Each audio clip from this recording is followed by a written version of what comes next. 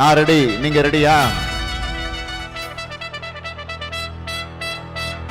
ஸ்டாலின் தான் வந்தாரு, விளம்பரம் பண்ணாரு.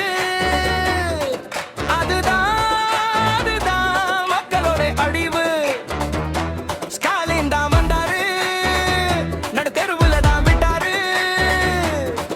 அதுதான் அதுதான் தமிழ்நாட்டோ அழிவு.